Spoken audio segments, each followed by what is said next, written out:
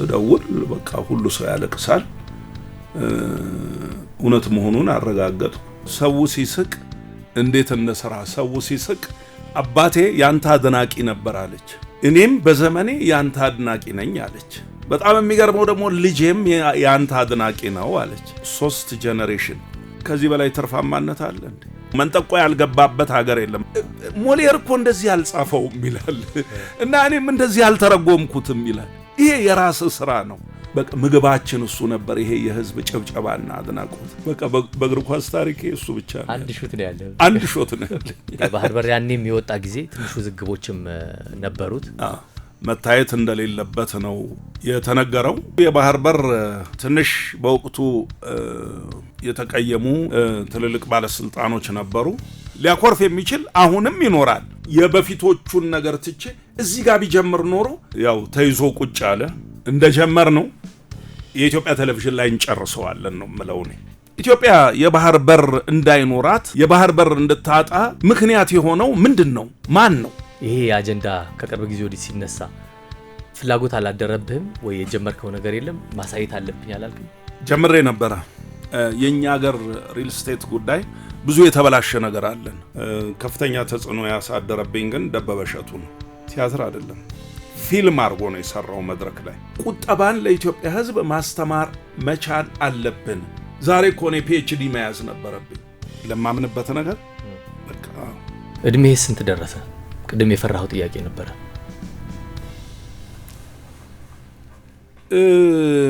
ከባድ ነው። በሰባና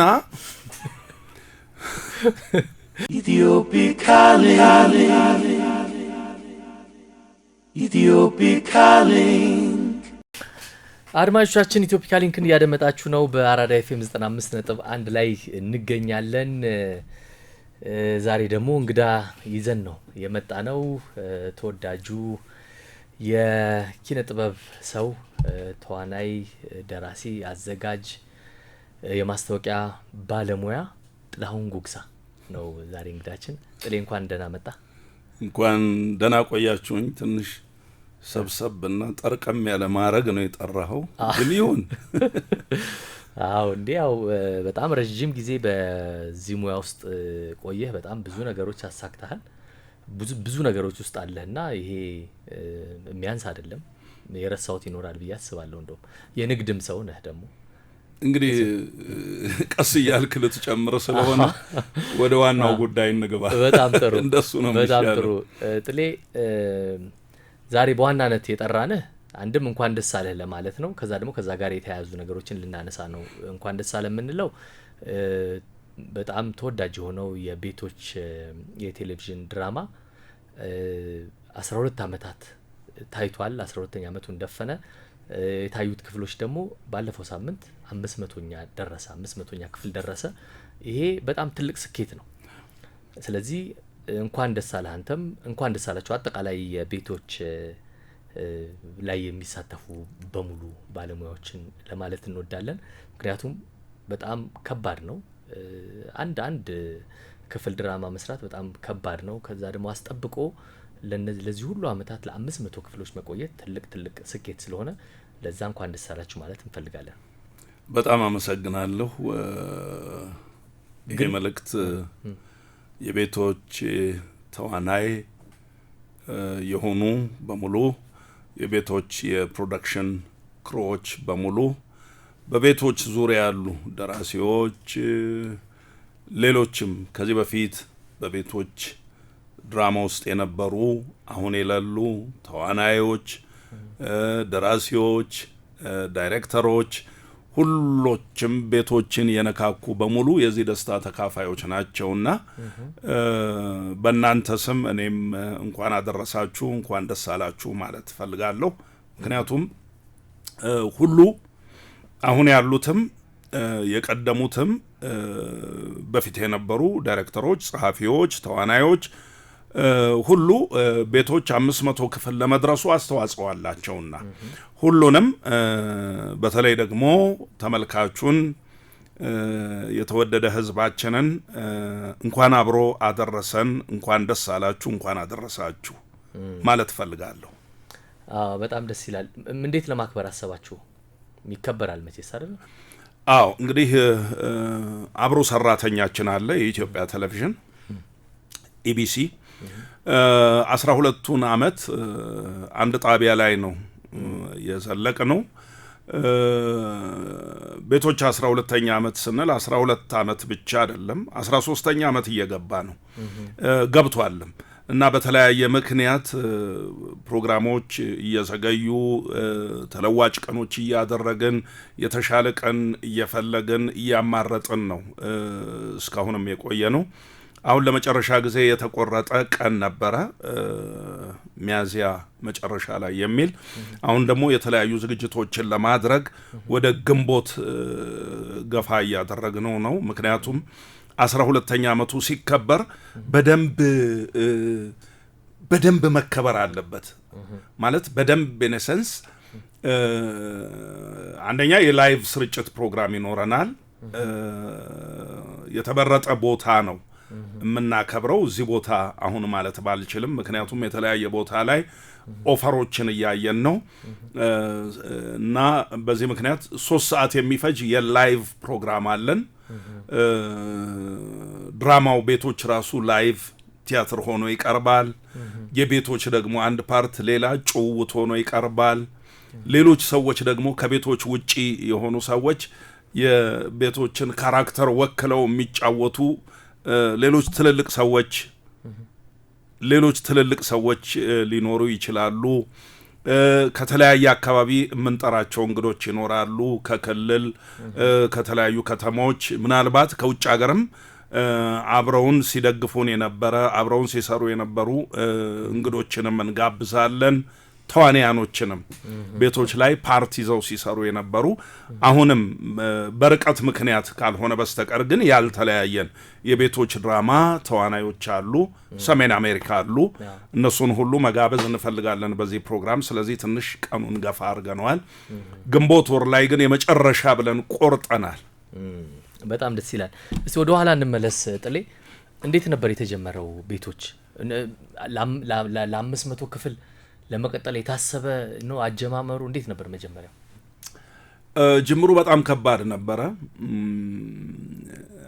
አንድም ጣቢያ ላይ የመቆየታችን ምክንያት ይሄ ይመስለኛል። ምክንያቱም ሲጀመር ይሄ ነገር ለተዋናዩ አዲስ ነው፣ ለሚዲያው አዲስ ነው፣ ለተመልካቹ አዲስ ነው። ሲትኮም እኛ ጋር አልተለመደም እና ውጭው ዓለም ላይ ነው እና የነበረው ሲትኮሞችን እና ወደ ኢትዮጵያ አምጥተን እንስራው ስንል ይሄን ነገር እኔ አስበዋለሁ። ይሄን ነገር አስቤው ሌሎች ላይ ለማጋባት ግን በጣም ፈታኝ ነገሮች ነበሩ።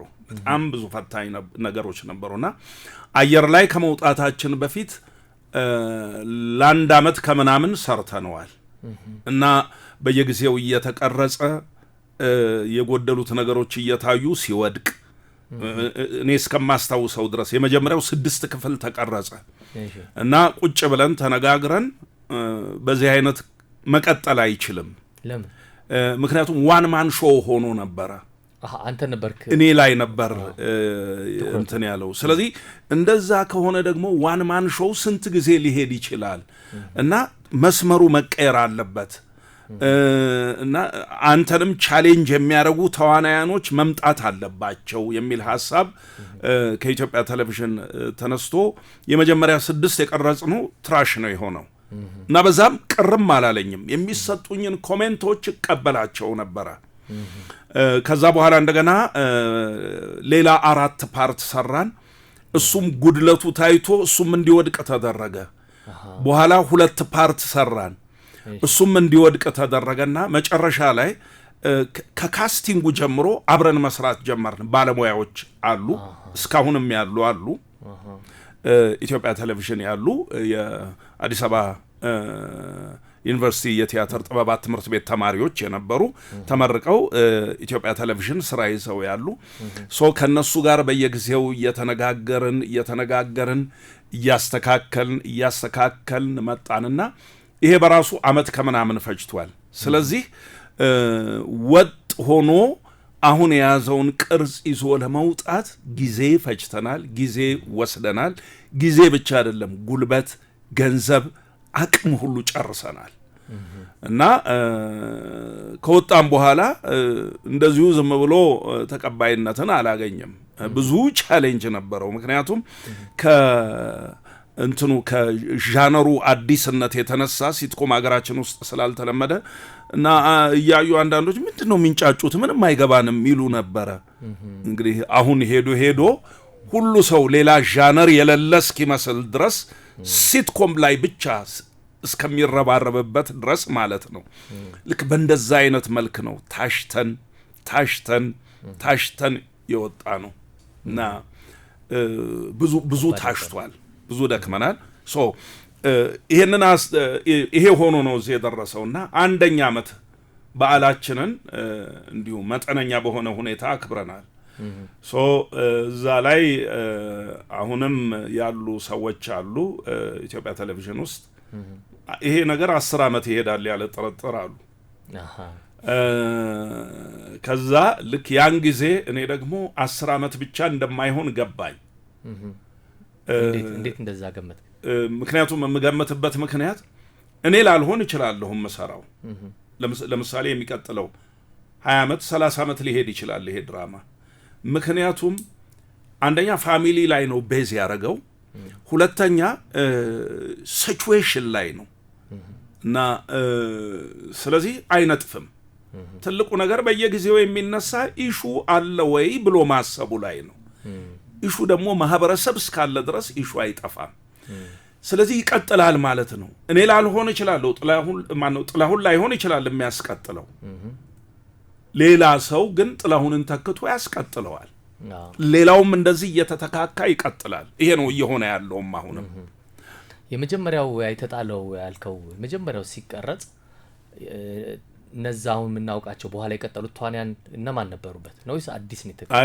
ተቀይረዋል፣ ብዙዎቹ ተቀይረዋል እና ፎር ዛት ማተር አሁን የመጀመሪያዎቹን ወደ ኋላ ዞር ብዬ ሳስብ ከኔ በስተቀር ማንም የለም። አረባክ የተጣለው ላይ የተጣለው ላይ ማለት ነው። የተጣለው ላይ ከዛ በኋላ 2-3ቴም የወደቀው ላይ ለምሳሌ አዛሉ እቺ መናቃት ማክዳ አልነበረችም። ይበቃል ቀደም ሲል አሸናፊ ሰርቶታል፣ እሱም አልነበረም። ከሱ በፊት ሌላ 2 ነበሩ፣ 2-3 እና ማን ነው ሻሼ ነበረች ከኔ ጋር ንጹህ እና ፍቃዱ ነበረ በዛብህ ልጅ ሆኖ በልጅነቱ። ሌሎቹ በሙሉ በኋላ የመጡ ናቸው እና ከመጀመሪያው ግምገማም በኋላ ሶስታችን ነን የቀረ ነው። ሌሎቹ በሙሉ በአዲስ ነው የተተኩት። አሁን የሌሉም አሉ። ኢንፋክት እንደዛ ሆኖ ነው እዚህ የደረሰው። በ12 ዓመት ውስጥ አሁን ምን ያህል ዋና የሚባል ገጸ ባህሪያት የያዙ ምን ያህል ተዋንያን ተሳተፉ? ቤቶች ላይ ዋና ሁሉም ናቸው። ዘሩ እኔ የምጫወተው ጥላሁን፣ አዛሉ፣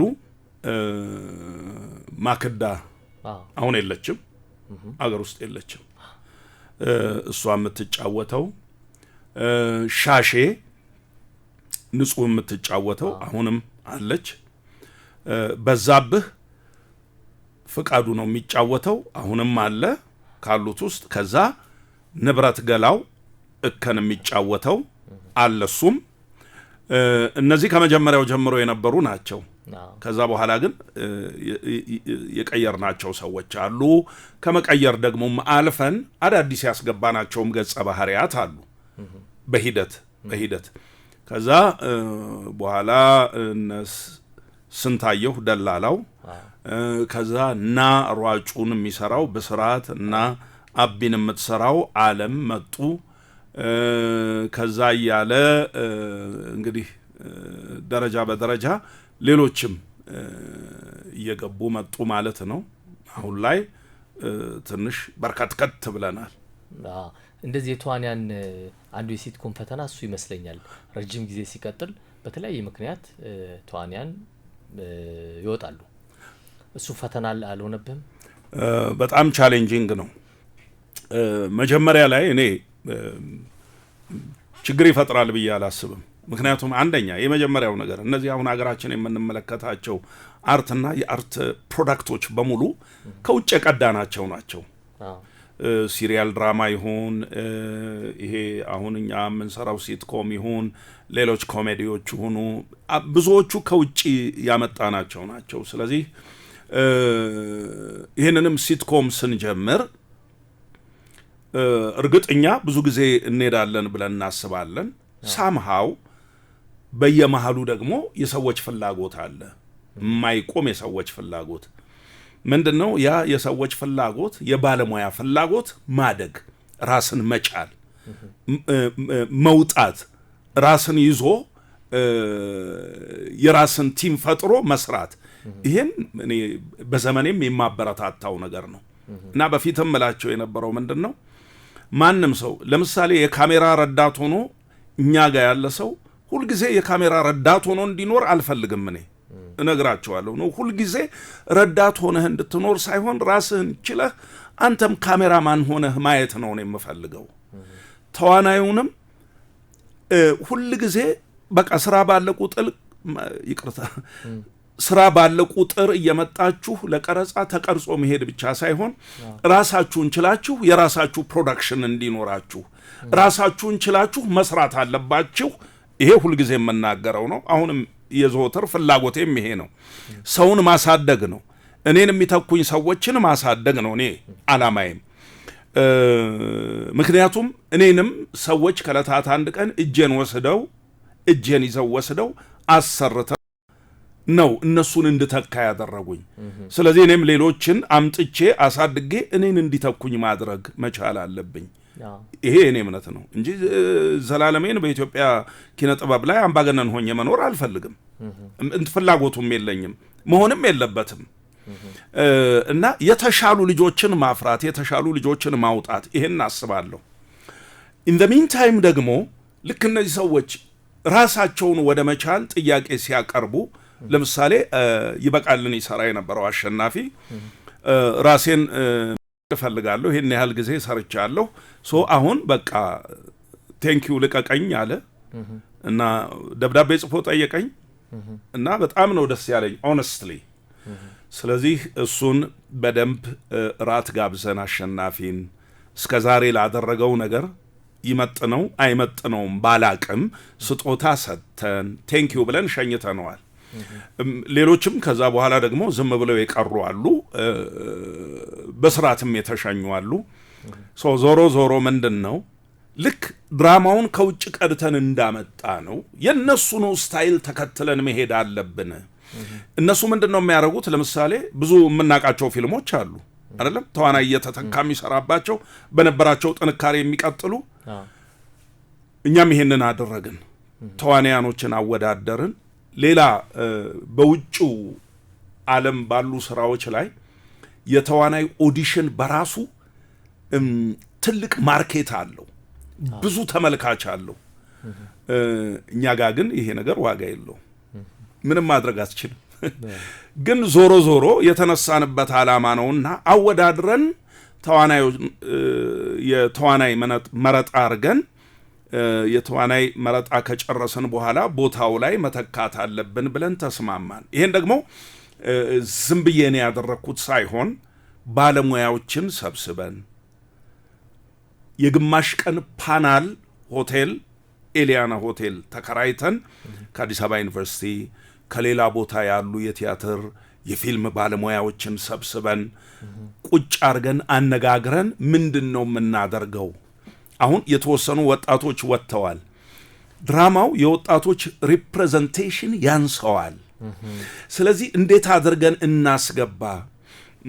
የነዘሩ ዘመድ ያዛሉ ዘመድ አድርገን ወጣቶችን እናምጣ ወይስ በቀጥታ በወጡት ሰዎች ላይ ምትክ አዘጋጅተን አወዳድረን እንተካ የሚለውን ሰፊ ውይይት ካደረገን በኋላ ለግማሽ ቀን የቆየ መቼ ማለት ነው እነሱ ከመተካታቸው በፊት ከዛ ተነጋግረን የትኛው ሚዛን ደፋ ነው ተወዳድረው መተካት አለባቸው፣ ብልጫ ባመጡ ልጆች ጥሩ ታለንት ባላቸው ልጆች መተካት አለባቸው ተባለ።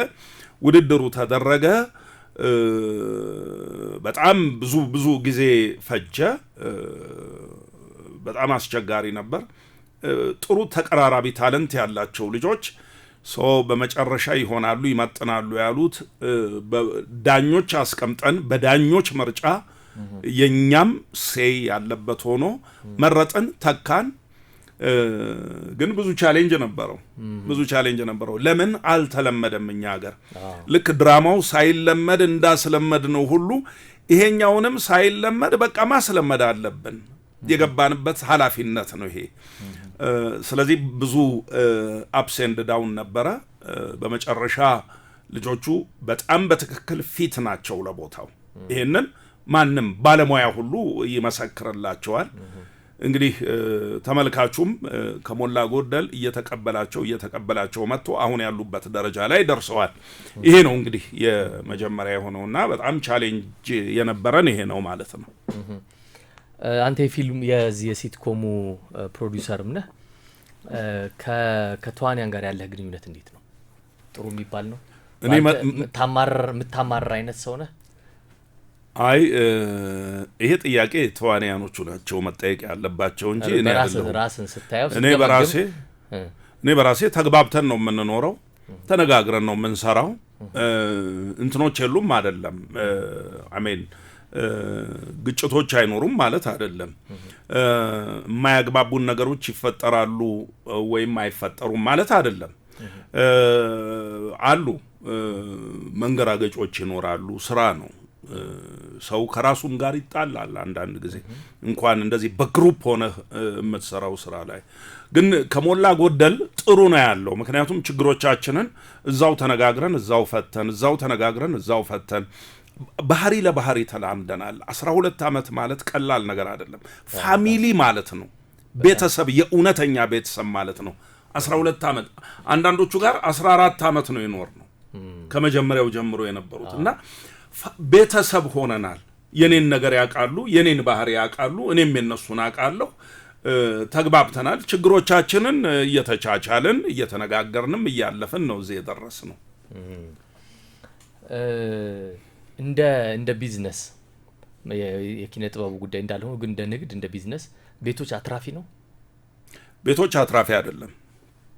ቤቶች ግን ይዞ የሚመጣው ሌላ ትርፍ አለ እኮ። አትራፊ ነው ማለት ነው። ኦፍ ኮርስ በየትኛውም መንገድ አትራፊ ነው እኮ። አይ አትራፊ አይደለም ስትል አትራፊ አይደለም ያልከው ቀጥታ ከራሱ ለምሳሌ አንድ የማንጎ ዛፍ ትተክላለህ።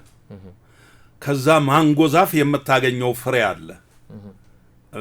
ገብቶሃል? ያ የማንጎ ዛፍ ፍሬ ነው፣ ቀጥታ የሚመጣ ትርፍህ ነው። ግን በማንጎ ዛፉ ዙሪያ ደግሞ ሌሎች ነገሮች ሊኖሩ ይችላሉ። ገብቶሃል? ከማንጎ ዛፉ የበለጠ ተጠቃሚ የሚያደርጉ። ስለዚህ ምንም እንኳን ራሱ ቀጥታ ፓይፕላይኑ እንደዚህ አምጥቶ ትርፍ በትርፍ ባያረግህም ከሱ ጋራ በተገናኘ ብዙ አክሰሶች አሉት እና በዚህ ሴንስ ስናየው ቤቶች በጣም አትራፊ ነው። በጣም ስኬታማ ጊዜ ያሳልፋችኋል። 500 ክፍሎች በጣም ፈታኙ ጊዜ የነበረው የሚመስለኝ የሰብለ ህይወት ማለፍ ነው። ምን ፈጠረ? በእናንተ እንደ ቤተሰብ ነበራችሁ እዛው ድራማው ላይና ምን ፈጠረ? እስቲ በዛ ጊዜ የነበረውን ነገር እስቲ አስታውሰን። ያን ጊዜ እኔ አገር ውስጥ አልነበርኩም፣ አሜሪካን ሀገር ነበርኩ። እንዴት ሰማህ ግን? እና ሰዎች ናቸው የነገሩኝ። አብረን አንድ ክፍል ውስጥ አንድ ቤት ውስጥ የምንኖር ጓደኞች አሉኝ፣ ሩምሜት የነበሩ ከኔ ጋራ እዛም እዚህም እኖር ነበረ እና እነሱ በፌስቡክ አይተው ነው እና እውነት ነው ይሄ ነገር ምናምን ሲሉ ምንድን ነው ስል አረ እንደዚህ ምናምን ሰብለ አይ አራ አይሆንም አልኳቸው። አይ ይሄው ፌስቡክ ላይ እንደገና ቆይ እስቲ ብለው ሌላም እንትን ላይ ሲያዩ የተለያዩ ፔጆች ላይ የገቡ ሲያዩ እውነት እንደሆነ አረጋገጡልኝ። ጧት ነው እዛ አሜሪካን፣ እዚህ ደግሞ ቀን ላይ ነው ማለት ነው ከሰዓት በኋላ ስደውል በቃ ሁሉ ሰው ያለቅሳል። እውነት መሆኑን አረጋገጥኩ። ለማመን ይከብዳል፣ ለማመን ይቸግራል፣ በተለይ ሩቅ ላለ ሰው። ከዛ በኋላ ምንም በቃ ወዲያ ወዲህ የሚባልበት እንትን የለም። እዚሁ ካሉት ጋራ በስልክ እየተነጋገርን ነው የነበረው። ከዛ ውጪ ምንም የትም እዚህ ቦታ ሄጄ ለቅሶ ደርሳለሁ የምትልበት፣ እዚህ ቦታ ሄጄ ከእነንትና ጋራ ሀዘኑን እጋራለሁ የምትልበት ምንም ነገር የለም። ነዋሪነቷ እዚሁ ኢትዮጵያ ውስጥ ነው። እዚሁ ኢትዮጵያ ውስጥ ነው አዲስ አበባ ከተማ ህይወቷ ያለፈው። አንዳንዶች በወቅቱ ሄደው አይተዋል፣ አስከሬንም ያዩ አሉ፣ ሁኔታውንም የተከታተሉ አሉ። ስለዚህ ለነሱ ማመን ከባድ አይደለም፣ ግን ውጭ ላለ ሰው እውነት ነው ወይ ብሎ ለማመን በጣም ይከብዳል። እና ድርጊቱ ደግሞ የመኪና አደጋ መሆኑ እና ደግሞ የዓመት በዓል ቀን መሆኑ እነዚህ ሁሉ ተደራርበው ትንሽ ሀዘኑን ከፍ ያደርገዋል። ግን ያው ምንም ላይፍ እንደዚህ ነው። ከዛ ድራማው ላይ ተጽዕኖ ምን አይነት ተጽዕኖ ፈጠረባችሁ ለመቀጠል በነበረው ላይ? በጣም ከባድ ነበረ። በተለይ ቀረጻ በምንገናኝበት ጊዜ ከዛ ብዙ አልቆየሁም፣ ወዲያው መጣሁ እኔም። በጣም ከባድ ነበረ። ለቀረጻ ሲገናኝ ሁሉ ሰው ለቅሶ ነው የሚቀመጠው፣ ሁሉ ሰው ማልቀስ ነው። ምክንያቱም ሰብለ በጣም ተግባቢ ናት፣ በጣም ተጫዋች ናት። ከቀረጻ ውጪ ያላት ባህሪ ከሰዎች ጋራ በጣም መግባባትና መጫወት ትችልበታለች። ጨዋታ መፍጠር፣ ግሩፑን ማነቃቃት፣ ማጫወት ትችልበታለች። ልክ ስንገናኝ ያ ሁሉ ነገር ሚስ ተደርጓልና ወደ ለቅሶ ነበረ ይገባ የነበረው። እንደውም ከመሞቷ በፊት እኔ ወደ አሜሪካን ሄድ ስለነበረ አንድ 12 ክፍል ቀርጸን ነበረ የሷን እና እነዛ ነገሮች ይሂዱ አይሂዱም የሚል ውዝግብ ውስጥ ገብተን ነበር። ጥሩ ነው ወይ አሁን እሷን ማስታወስ ምናምን? አይ ይሄ ያላትን ነገር ለኢትዮጵያ ሕዝብ ነው የሰጠችው እና ሙያዋን ራሷን ለኢትዮጵያ ሕዝብ የሰጠች ልጅ ናት። ስለዚህ ለምንድን ነው የተቀረጸውን ስራ ትራሽ የምናደርገው? በቃ የሚወዳት ሕዝብ እያየ ከሀዘኑም መጽናኛ ይሁነው ያስባትም ብለን እሱን ማስተላለፍ ቀጠልን ማለት ነው። እሱ ነበር እንዳልከው በጣም ፈታኝና አሳዛኙ ጊዜ። እንግዲህ እስካሁን 500 ድረስ ሄዳችኋል። ቀጣይ ቅድ ምንድን ነው? 1000ኛው ክፍል ይኖራል? የሆነ የምታስቡት ግብ አለ ወይስ?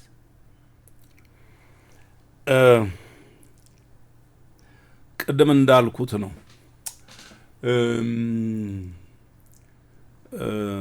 ቤቶች ጠቃሚነቱን ተጠቃሚ ነው፣ አትራፊ ነው ብለሃል። አትራፊ ነው በሚለው ትርፋማ ነው፣ ለእኔ ትርፋማ ነው። ምክንያቱም አንድ ጊዜ አንዲት ጋዜጠኛ ስታወራኝ ምን አለችኝ? አባቴ ያንተ አድናቂ ነበር አለች። በጣም ነው የሚያደንቅህ፣ በጣም ነው የሚወድህ አለች። እኔም በዘመኔ ያንተ አድናቂ ነኝ አለች። በጣም የሚገርመው ደግሞ ልጄም ያንተ አድናቂ ነው አለች። ስለዚህ 3 ጄኔሬሽን ከዚህ በላይ ትርፋማነት አለ እንዴ? በ3 ጄኔሬሽን ውስጥ እንዲህ አይነት ነገር ይገኛል እንዴ? ከባድ እኮ ነው። ስለዚህ ከዚህ በላይ ትርፍ ምን አለ? ከገንዘብ በላይ ይሄ ትልቅ ትርፍ ነው። ስለዚህ ሁልጊዜ አትራፊ ነው የምልህ በዚህ ነው። ሌላም ግን አለው፣ ሌሎች ብዙ ስራዎችን ያመጣል እሱ። አሁን ክፍል 500 ላይ ደርሰናል። በዓሉ እስከሚከበር ድረስ ድራማው አይቆምም። ግን 500 ሀ ወይም ኤ 500 ቢ 500 ሲ ያልን ነው የምንቀጥለው። ምክንያቱም በዓሉ ላይ 500ኛና 12 ዓመት ብለን ስለምናከብር 12 ዓመትም አልፈናል እንደነገርኩ 13 ገብተናል። ክፍሉም ቢያልፍ ችግር የለውም። ግን 500ና 12ኛ ዓመት አንድ ላይ ካከበርን በኋላ ትንሽ አንዳንድ ለውጥ 501 ብሎ ከዛ ሊቀጥል ነው። ከዛ በኋላ ነው የምንቀጥለው 501 ብለን ስንቀጥል ትንሽ አንዳንድ ለውጦች እናደርጋለን። በዚህ ጉዳይ የኢትዮጵያ ቴሌቪዥንም የራሱን ስራ እየሰራ ነው። እንደውም አውትሶርስ አድርገን እናሰራለን ነው ያሉት። ጥናቶች ይጠናሉ። በእኛም በኩል የምናስጠናው ነገር አለ። 12 ዓመት የተጓዝንበት መስመር ይሄ ነው። አሁን ደግሞ ምን አይነት አዲስ ነገር ይዘን ምን አይነት ለውጥ ይዘን እንምጣ የሚለውን ነገር ከምሁራኖች፣ ከባለሙያዎች፣ ከተለያዩ በዘርፉ ላይ ዕውቀት ካላቸው ሰዎች ጋር በመነጋገር በመመካከር የተለየ ነገር ይዘን እንመጣለን ብዬ አስባለሁ። 501 ብሎ ይጀምርና ምናልባት 1000 ለመድረስ እንዳሁኑ 12 ዓመት ላንቆይ እንችላለን። ከተቻለ አክሰሱ ካለ በሳምንት 2ቴም ልናረገው እንችላለን ቤቶችን። እንደዛ ከሆነ ደግሞ ፈጠን ይላል። ከ12 ዓመት ወረድ ይልና ወደ 6 ዓመት ወደ 5 ዓመት ይሆናል። 1000ኛውን መቼ እንደምንጠብቅ አላቅም፣ ግን 1000ኛውን ጠብቁ። ይቀጥላል። አዎ ይሄ ሪከርድ ይመስለኛል። እስካሁን ብዙ ክፍል የሄደው እንደዚህ ምን ያህል ነው እንደሆነ ታውቃለህ? እዚህ እኛ ጋር ምን ያህል ይሆናል አላውቅም፣ ግን የውጩን ስናይ አንደኛው ኮዝቢ ነው። ከ20 ዓመት በላይ ይሄዱም አሉ። ውጭ ላይ ነው የምልህ። አዎ፣ ግን በዚህ አይነት ፎርማት አይደለም። ኮዝቢ ተከታታይ ነው። ልክ እንደኛ ሲትኮም ነው እሱም። እንደውም አንድም መነሻችን እሱ ነው፣ ኮዝቢ ነው። 8 ዓመት ነው የሄደው። ስንት ክፍል ነው? ክፍሉን ረሳሁት። ሌላ ትልቅ የሚባለው ፍሬንድስ ነው። 10 ዓመት ነው የሄደው። ወደ 200 ምናምን ክፍል ነው። ሌላ አንድ 30 ዓመት የፈጀ እንዳለ አውቃለሁ። 700 ምናምን ክፍል የደረሰ ግን በ30 ዓመት ውስጥ 1 ዓመት እያረፉ ነው የሚቀጥሉት። የሆነ ጊዜ እያረፉ ነው ተጠራርተው ምናምን ረፍት አድርገው በየጉዳያቸው ሄደው ምናምን ከዛ ተመልሰው። ነገር ግን እንደዚህ በተከታታይ ያለ ማቋረጥ 12 ዓመት ክፍል 500 የደረሰ በዓለም ላይ ለመኖሩ በዓለም ላይ ነው የምልህ። በዓለም ላይ አዎ፣ እሺ። እናት ማጣራት አለብን። ይሄ ነገር መጣራት አለበት። ለመኖሩ እርግጠኛ አይደለሁም። ለማየት ሞክሬያለሁ። ነን ስቶፕ የሄደ 12 ዓመት ያለ ማቋረጥ የሄደ እነዚህ ሁሉ ተግዳሮቶች እያሉበት ውጭ ሀገር እኮ ኮንትራት ፈርሞ ነው የሚገባው ለ2 ዓመት አንድ ካራክተር ለመስራት። ከ2 ዓመት በኋላ እንደሚቀየር ተማምኖ ነው የሚሄደው። እኛ ሀገር ግን በዛ አይነት መንገድ አይደለም እየሄድን ያለ ነው። እና 12 ዓመት ያለ ማቋረጥ ክፍል 500 ድረስ የሄደ እንዳለ እስቲ እናንተም ፈትሹ፣ እኛም እንፈትሽ። አዎ እንዳልኩ ነው፣ ይጣራል።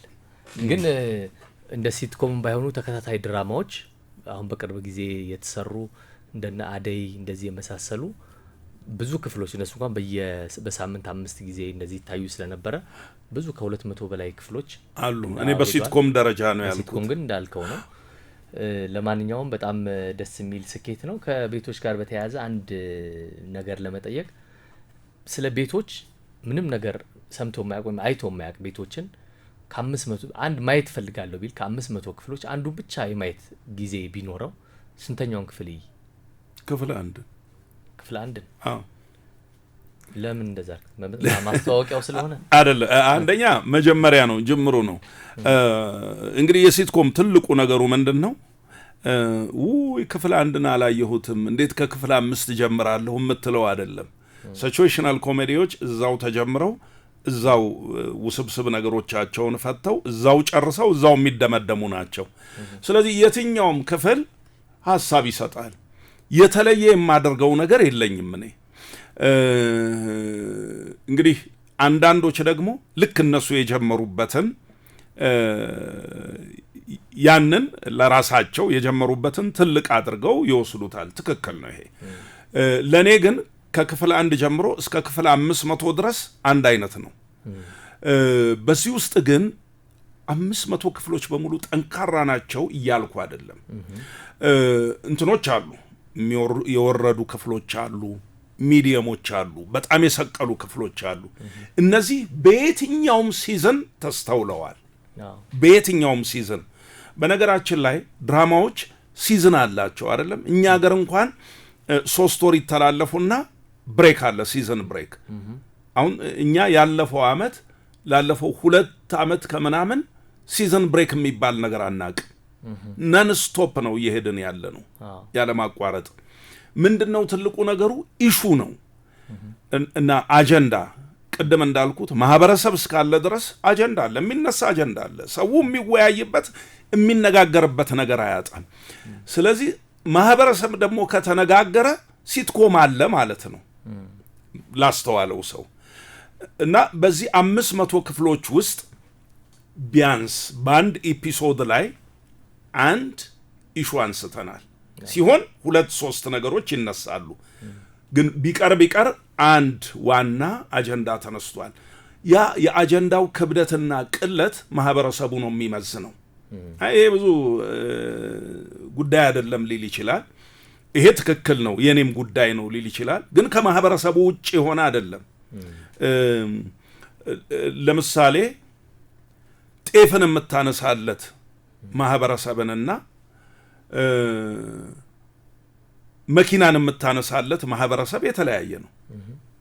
ያ ግን አንድ ሀገር ውስጥ የሚኖር አንድ ህዝብ።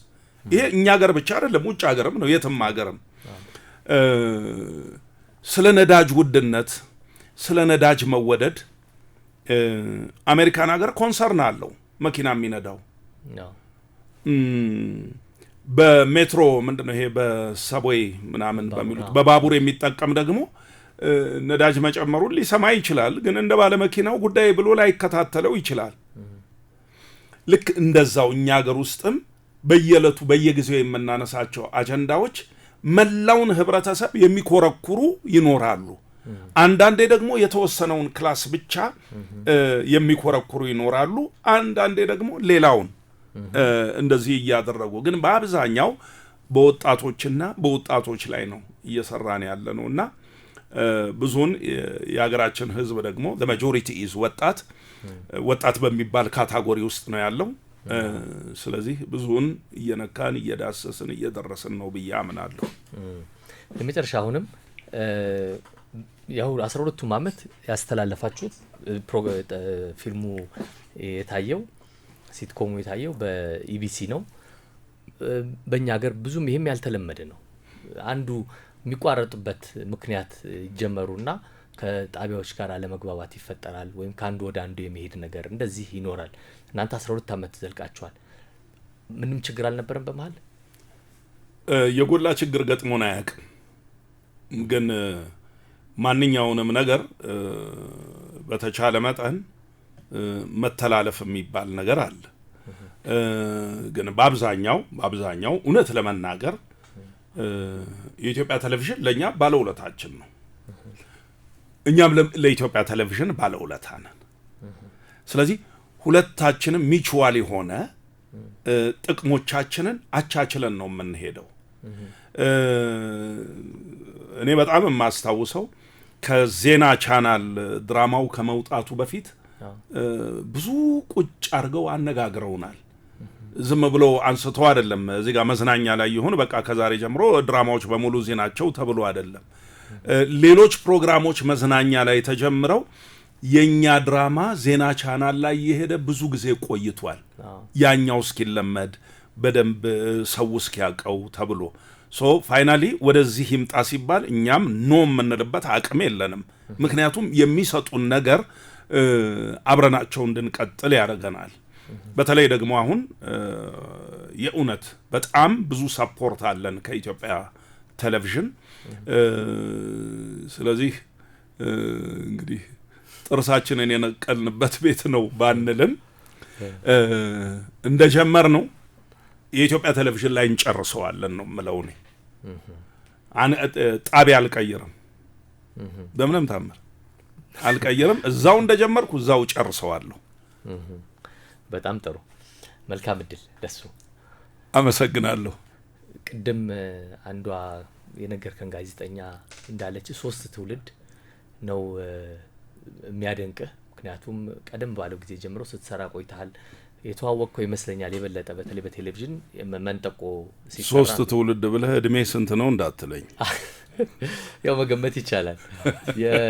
እኔ እንኳን መንጠቆን በጣም ሲደገም ራሱ በናፍቆት ከሚያዩት መካከል ነበርኩኝ። የሚገርም ነበረ መንጠቆ ያኔ የተሰራው። እሱ ነው የበለጠ ታዋቂ ያደረገ አይደለም? እስቲ ወደ መንጠቆ ከመግባት በፊት የነበረውን የኪነ ጥበብ ህይወትን አጠር አድርገህ ነገርና ስለ መንጠቆም በዛው ተነግረናለህ። እንግዲህ መንጠቆ የተሰራው ራስ ቲያትር ነው። ራስ ቲያትር ለህዝብ ሲቀርብ ኤክስፔክት ከተደረገው በላይ ነው ሆኖ የተገኘው። የመጀመሪያ ሲከፈት እንደዚህም አልታሰበም። አጠር ያለ ድራማ ስለነበረ 1 ሰዓት ነው ይፈጃል ተብሎ የተገመተው። ስለዚህ ብቻውን መቅረብ አይችልም። እሁድ ቀን ከአንድ ሌላ ቲያትር ጋር ይቅረብ ተባለና አንድ ትራጀዲ ቲያትር የመሸበት ይቅርታ የሚባል ከሱ ቀጥሎ ደግሞ መሀል ላይ ረፍት ሆኖ የመሸበት ይቅርታ 1 ሰዓት ይፈጃል። መንጠቆ ደግሞ 1 ሰዓት ይፈጃል። ከረፍት በኋላ አንድ 15 ደቂቃ ረፍት አለ። መንጠቆ ይቀጥላል። ስለዚህ 2 ሰዓት ጊዜ የሚፈጅ ቲያትር ሁለቱ አንድ ላይ ሆኖ ይቅረብ ተባለ። የመሸበት ይቅርታን የሚሰሩት ሌሎች ቲሞች ናቸው። እኛ ደግሞ የመንጠቆ ቲሞች አለን። 1 ሰዓት ይፈጃል የተባለው ቲያትር ሄደ። በቃ ሰው ሲስቅ እንዴት እንስራ፣ ሰው ሲስቅ እንዴት እንስራ፣ ሰው ሲስቅ በቃ መስራት እንትኑ ሰዓቱ ረዘመ። ኦልሞስት 2 ሰዓት ፈጀ እሱ ብቻውን እና ልክ እንደዚህ ሆነና ቀጠል ነው ማለት ነው። እየሰራን በየጊዜው ደግሞ እያሻሻል ነው ሄደን በየጊዜው እንግዲህ መንጠቆ የሞሊየር ድርሰት ነው። የፈረንሳዊው ሞሊየር ድርሰት ነው። ደሜተር የሚለው ስስታሙ መንጠቆ ወደ አማርኛ የተረጎመው ሙላቱ ገብሩ ነው። ከኔ በፊት ብዙ ሰዎች ተጫውተውታል። አውላቸው ደጀኔ ሰርተውታል። አሁን በህይወት የሉም። መኮንን ዶሪ በኋላ ላይ ምክትል ሚኒስተር ሆነው ነበር መሰለኝ፣ ማስታወቂያ ሚኒስተር። የተፈሪ መኮንን ትምህርት ቤት ዳይሬክተር የነበሩ ሰርተውታል። የሰማሁትን ነው። አሁን እንትናም ስዩም ተፈራም ሰርቶታል። እኔ የመጨረሻው ነኝ እና እኔ ላይ ልክክ ብሎ ገባ። ከዛ በኋላ ማንም አልደፈረው ማለት ለምን አልተሰራ? የሚደፈርም አይደለም። ለምን? አይ ከባድ ነው የእውነት። እና እንደውም በመጨረሻው ሙላቱ ገብሩ ያለው ልንገርህ፣ ይሄ የሞሊየርም ድርሰት አይደለም ማለት የኔም ትርጉም አይደለም፣ ያንተ የራስህ ስራ ነው። ስለዚህ ለ10 ዓመት በነጻ ሰጥቻለሁ ብሎ ፈርሞ ነው የሰጠኝ። እና ሁሌ ይመጣል ሲሰራ ይስቃል፣ በየቀኑ ይስቃል። ሞሊየር እኮ እንደዚህ አልጻፈውም ይላል እና እኔም እንደዚህ አልተረጎምኩትም ይላል። ይሄ የራስህ ስራ ነው ይላል። እና እያለ በቃ በጣም እንትን ሆነን ተዋሃደን። ምን ያህል ጊዜ ታየ ቲያትር ቤት? ቲያትር ቤት 3 ዓመት እንደዚህ እየቆመ እየተነሳ ነው። ከዛም በኋላ በተለያየ ጊዜ ቲያትር ቤቶች ሌሎች ቲያትር ቤቶች እየወጣን አሳይተነዋል። በድሮ አጠራር ክፍለ ሀገርም እና በየጦር ካምፑም በየትምህርት ቤቱም ሰርተነዋል። ያልተሰራበት ቦታ የለም። በመጨረሻም በቪዲዮ ተቀርጾ ቲቪ ላይ እንዴት ተቀረጸ? ቲቪ ላይ አይ ቲንክ 1980 ይሁን 80 ወይ 82 አላስታውስም። ያን ጊዜ ነው የተቀረጸው። ይቀረጽ ተባለ። ወደ የኢትዮጵያ ቴሌቪዥን እንቅረጸው ብለው ጠየቁኝ። ያን ጊዜ ደግሞ በቴሌቪዥን መታየት በራሱ ትልቅ ነገር ነው። 30 ብርም ተከፈለህ በነጻም ቢሉ ተጋፍተህ ሄደህ ትሰራለህ። እንደ ዛሬው አይደለም። አንድ ለናቱ የኢትዮጵያ ቴሌቪዥን ናት የነበረችው። እሷ ውስጥ መታየት በቃ በዓለም ሁሉ እንደ መታየት አድርገን ነው የምንቆጥረው። ነውም ደግሞ መንጠቆ ያልገባበት ሀገር የለም። በተለይ ይሄ ቬቼስ ክሩ ካሴቱ አውስትራሊያ፣ አሜሪካ በቃ እኔ ያኔ ከሀገር ወጥቼ አላውቅም፣ ግን ከተለያየ ዓለም የሚመጡ ሰዎች እንዴ እንትን አይቻለሁ እንትን አይቻለሁ ሲሉ በቃ ያልታየበት የዓለም ክፍል የለም። ስለዚህ በጣም ነው ደስ ያለኝ፣ በጣም ነው ያስደሰተኝ ነገር ምንድን ነው አጋጣሚ ሆኖ ቢሄድ በመላው ዓለም ላይ አለሁ ማለት ነው እኔ የሚለው ነገር ውስጤ ገባ። ስለዚህ በጣም ነው የተደሰትኩት። ደግሞ በጊዜው ስለ ገንዘብና ስለ ክፍያ አይደለም አስብ የነበረው። እኔም ሆንኩ የኔ ጓደኞች፣ የኔ የሙያ ባልደረቦች ማንኛችንም ስለ ገንዘብ አውርተንም ስለ ገንዘብ ማስበን አናቅም። በቃ መስራት እና መታወቅ እንፈልጋለን። ሁላችን ፍላጎታችን ይሄ ነው እና ቲያትር ሰርተን የሚናፍቀን ይሄ ካርተን ኮሉ መጋረጃ ሲዘጋ ከመዘጋቱ በፊት ልክ ቲያትሩ አልቆ እጅ ለመንሳት እንወጣለን። ያን ሰዓት የምናገኘው ጭብጨባ ነበር። ደሞዛችን፣ ብራችን፣ አበላችን፣ ሁሉ ነገራችን፣ ረሃባችንን በቃ የምናስታግሰው እርቦን በባዶ ሆድ ሰርተን በቃ ምግባችን እሱ ነበር። ይሄ የህዝብ ጭብጨባና አድናቆት ከገንዘብ ጋር ፈጽሞ ግንኙነት አልነበረንም እና እንዲሆኑ ነው እንግዲህ። እና መንጠቆ ለኔ በጣም በር ከፋች ነው። ህይወትን የቀየረ ነው። አልቀየረም ማለት ዝነኛ አደረገ በጣም። ያው ዝናህ ታዲያ አይቀየርም ህይወትን? ብዙ አልቀየረልኝም።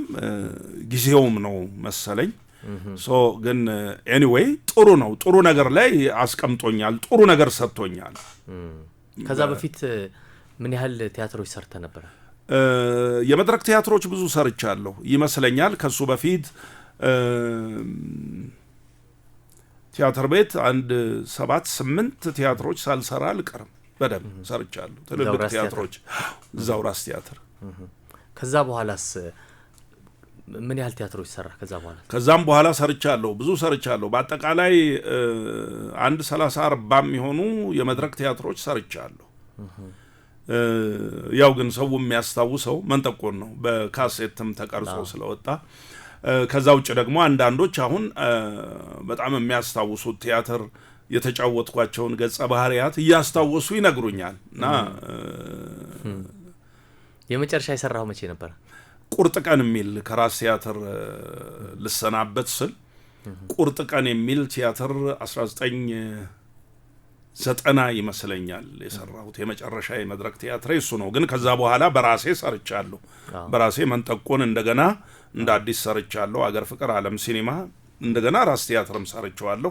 በሳምንት 3 ቀን ያን ያልተለመደም ለመጀመሪያ ጊዜ ነኝ በሳምንት 3 ቀን ያን ጊዜ የጀመርኩት። ከዛ በኋላ ደግሞ ላጤን ብሔራዊ ቲያትር ሰርቻለሁ። አይ ቲንክ እንደ መድረክ ቲያትር የመጨረሻው ፐርፎርማንስ ላጤ ይመስለኛል በብሔራዊ ቲያትር። ለምን ተው? ጊዜ አላመቸህም ነው? አው ጊዜ አይበቃም። የመድረክ ቲያትር ጊዜ ይፈልጋል። አንደኛ ቲያትሩ ተጠንቶ በደንብ ተሰርቶ በስሎ ለህዝብ የሚቀርብበት ጊዜ ይፈልጋል። ከዛ በኋላ እንኳን ያለው በሳምንት አንድ ቀን እየሄዱ ፐርፎርም ማድረግ ነው። ብዙ አያስቸግርም። ግን አሁን እኔ ቲያትር ልስራ ብል ራሴ ፕሮዲዩስ ማድረግ አለብኝ። ፕሮዲዩስ የማደርገው ቲያትር በጣም ያስጨንቀኛል። አሁን መድረክ ላይ ላቀርበው ብፈልግ የኢትዮጵያ የቲያትር ተመልካችን ይመጥናሉ ወይ? አንድ ይሄ ጥያቄ ይፈጥርብኛል ሁሉ ጊዜ። አንደኛ። ሁለተኛ ቲያትር አሁን በምን ደረጃ ላይ ነው ያለው? አንድ ነገር ደግሞ ሰራለሁ ካልኩኝ አንድ ነገር መጨመር መቻል አለብኝ እኔ ብዬ አምናለሁ። ቲያትር ስሰራ ስለነበረ በቃ ሙያዬ ነው አውቀዋለሁ ብዬ እንደገና ቲያትር አጥንቼ መድረክ ላይ መውጣት አልፈልግም። አንድ ነገር አድ ማድረግ መቻል አለብኝ። አንድ ሁለተኛ ተመልካቹን የኢትዮጵያን ቲያትር ተመልካች ህዝቡን የሚመጥን ስራ መስራት እችላለሁ ወይ ብዬ ደግሞ እጠይቃለሁ። በድርሰት፣ በዝግጅት፣ በትወና፣ በሁሉ ቴክኒካል ነገሮች የሚመጥነውን ነገር እንደገና ደግሞ እኔም ሳልከስር። አዎ ግን እኮ ይሄን ለማድረግ ምን ቸገረህ ታዲያ? ማለት የሚመጥን ነገር መስራት መፍጠር አይቻልም ነው ወይስ በራስ እርግጠኛ አልሆንክም? ምንድነው እኔ አልጽፈውም አሁን ምክንያቱም እኔ ከጽሁፍ በአብዛኛው ራሴን አግልያለሁ። ለምሳሌ ቤቶች ሲጀመር የመጀመሪያዎቹን 13 ወር 14 ላይ አንድ ሰው ጣልቃ ሲገባ እስከ ክፍል 18 ራሴ ነኝ የጻፍኳቸው። ከዛ 18 እና 19 ደግሞ ሌላ ሰው ገባ። ከዛ ደግሞ እኔ ቀጠልኩኝ። ከዛ ደግሞ በመሃል ዳይሬክተር ስራ አቁሞ በሄደ ጊዜ ስክሪፕት የመጻፉንም የዳይሬክቲንጉንም ስራ እንደገና መልሼ ራሴ መረከብ ነበረብኝና ብዙ ታይም ቴኪንግ ነበር ለኔ። እርግጥ ሌሎችም የሚጽፉ ነበሩ በዛን ጊዜ፣ እኔም እጽፋለሁ። እንደገና ወደ 100 ፓርቶች ያህል ራሴ ዳይሬክት አድርጌያለሁ ዳይሬክተሩ ለቆ ከሄደ በኋላ። ስለዚህ እነዛ ነገሮች ስላሉ አሁን እኔ በተቻለ መጠን የሚመጡትን ስክሪፕቶች ይመጥናሉ አይመጥኑም፣ መስተካከል ይችላሉ አይችሉም።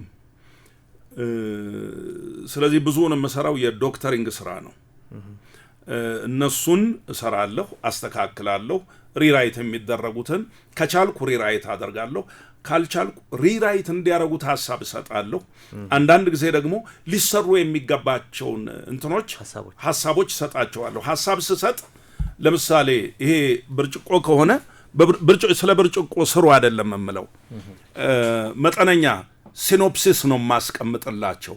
እንዲሆኖ እንዲህ ተደርጎ ከዛ እንደዚህ በዚህኛው ደግሞ ይሄኛው ሊመጣ ይችላል፣ እንደዚህ አድርጋችሁ በእንደዚህ ካራክተሮች ይሄንን ብትሰሩት ብዬ ሐሳብ እሰጣለሁ።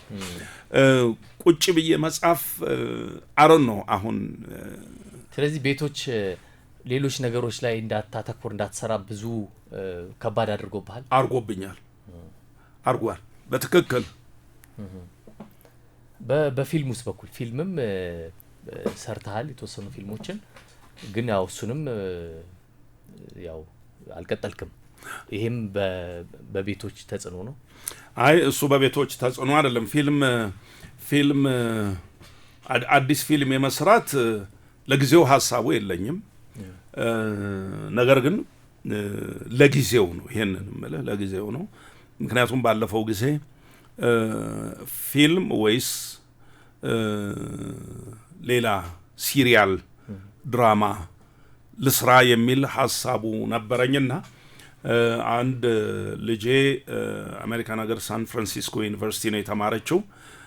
ሚዲያ ስተዲስ እና አክቲንግ ነው የተማረችው። እሷ ወደዚህ መጣ፣ እዚህ ነው አሁን ያለችው ከኔ ጋራ አንዳንድ ነገር ለመስራት። ብዙ ከተነጋገርን በኋላ ከፊልም ይልቅ ወደ ሲሪያል ድራማ ብናደርገው የሚለው ሐሳብ መጣ። ሐሳቡን እንዳላወረድኩት ለጸሐፊዎች ሰጠኋቸው።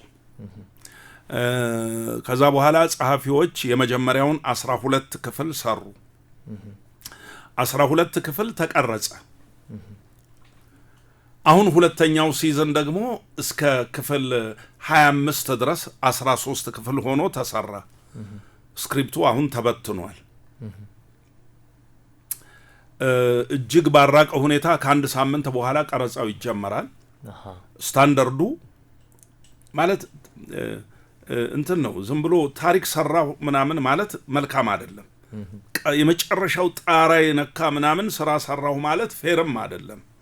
ግን ስታንዳርድ የሆነ ተመልካችን የሚመጥን በቀረጻ ስራውም በዳይሬክቲንጉም በትወናውም እንደገና ደግሞ በስክሪፕትም በሁሉ ነገሩ አንድ መልካም የሆነ ስራ አለ ከፊታችን ይመጣ አለን ጀምረናል።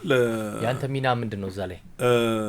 አንደኛ ፕሮዲዩሰር ነኝ፣ ሁለተኛ ደግሞ እዛ ላይ የምጫወተው ገጸ ባህሪ አለ እና እዚህ ላይ ደርሰናል። ይሄ ነው እንግዲህ በፊት የሰራኋቸው ፊልሞች አሉ። እስካሁን ያው ተይዞ ቁጭ አለ፣ እኔም ይዤው ቁጭ አልኩት የባህር በር የሚለው። ስለሱ ላነሳ ነበረ። የባህር በር ያኔም የወጣ ጊዜ ትንሽ ውዝግቦችም ነበሩት። አጀንዳው ደግሞ አሁን ሰሞኑን ባለፉት ጥቂት ዓመታት ከምንሰማው ጋርም የተያያዘ ነው፣ ከባህር በር ጋር የተያያዘ ነው። አሁን እሱን የማሳየት ሀሳብ አለ? ስለ ፊልሙ መጀመሪያ ንገረን፣ ያላዩት አድማጮቻችን ትንሽ ሀሳብ እንዲኖራቸው። ፊልሙ የባህር በር 2000 ዓመተ ምህረት ላይ ነው የተሰራው። ትንሽ በወቅቱ የተቀየሙ የማህበረሰብ ክፍሎች ወይም ትልልቅ ባለስልጣኖች ነበሩ እና እነሱ በተረዱት መልኩ አልነበረም የኔ ሀሳብ። ግን ዞሮ ዞሮ በቃ ስራው መሆን እንደሌለበት እና መታየት እንደሌለበት ነው የተነገረው። ነገር ግን እኔ ደግሞ ለሀገር ይጠቅማል ብዬ ነው የሰራሁት። ጥናታዊ ስራ ነው። ዝም ብሎ ኢትዮጵያ የባህር በር ይኑራት ብቻ አይደለም። ኦፍ ኮርስ በመጠኑም ቢሆን ዋጋ የሚያስከፍል ሀገርን ግን የባህር በር ሊያደርጋት የሚችል ነገሮች በውስጡ የያዘ አመላካች ነገር ነው። ጥናቱ ላይ ብዙ ዶክመንቶች ተፈትሸው ነው። በጊዜው ኢትዮጵያ ውስጥ አሁን የተፈጠረው ይሄ የመሬት መሰንጠቅ አደጋ አፋር ክልል ውስጥ ያለው ይሄ አፋር ትሪያንግል የሚባለው ከቀይ ባህር ጀምሮ ቀይ ባህር ውስጡ ነው እየተሰነጠቀ ያለው እና ከዛ ጀምሮ ያለውን የቢቢሲ ባለሙያዎች ጥናት አድርገው ነበረ እና ለንደን ሄጄ ነው ፊልሙን ያመጣሁት ከቢቢሲ አርካይቭ። ከዛ ሌሎች ደግሞ ከዚህ ከአዲስ አበባ ዩኒቨርሲቲ የዚሁ እንትን ባለሙያ የሆኑ አብረው ከነጮቹ ጋራ እዛ ሄደው ከጋዜጠኞቹ ጋራ ጥናቱን ያጠኑ ፕሮፌሰር እሳቸውም ሺፒንግ ላይንስ ውስጥ ይሰሩ የነበሩ እና የኢትዮጵያ ምንድን ነበር የሺፒንግ ላይንስም አለ የኢትዮጵያ ንግድ መርከብ እንደገና ማሪታይም የሚባል መስሪያ ቤት ነበረ። እዛ ብዙ ዘመናቸውን ወደብ ላይ ያሳለፉ አንድ ባለሙያ ነበሩ። እነሱንም የብዙ ሰዎች ኢንተርቪው የተካተተበት በዶክመንተሪ የታገዘ እነሱን ሁሉ ነገሮች ሰብስበን ነው እነሱን እንደ አንድ ግብአት ተጠቅመን ከዛ በኋላ ስክሪፕት ዴቨሎፕ ወደ ማድረግ የሄድ ነው። በዚህ አይነት መልኩ ነው የተሰራው። እንግዲህ አሁንም ለሀገር እስከጠቀመ ድረስ የማይታይበት የማይወጣበት ምንም ምክንያት የለም። ብዙ ሊያስኮርፍ የሚችል እንትን ይኖራል፣ ሊያኮርፍ የሚችል አሁንም ይኖራል። ምክንያቱም ያው ግን ስታየው አሁን ፊልሙ ያኔ እንግዲህ ከ17 ከ18 ዓመት በፊት የተሰራ ፊልም ነው። አሁን በቅርብ ጊዜ አይተው ሊሆን ይችላል፣ በደንብ ታውቀዋለህ።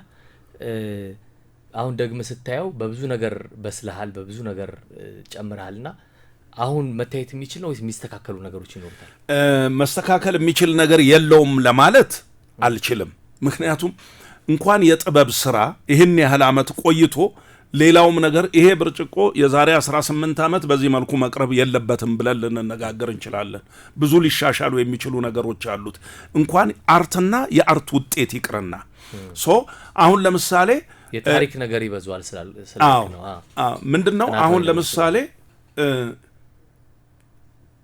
የበፊቶቹን ነገር ትቼ እዚህ ጋር ቢጀምር ኖሮ ሰስፔንሱ የተሻለ ይሆናል ብዬ አስባለሁ። ግን እንደዛ አድርጌ ቆርጬ ላቀርበው አልፈልግም። ምክንያቱም ደግሞ ከፊቱ ላይ የሚያጎለው ብዙ ነገሮች አሉና በዚህ ጉዳይ ላይ ኢትዮጵያ የባህር በር እንዳይኖራት የባህር በር እንድታጣ ምክንያት የሆነው ምንድን ነው? ማን ነው?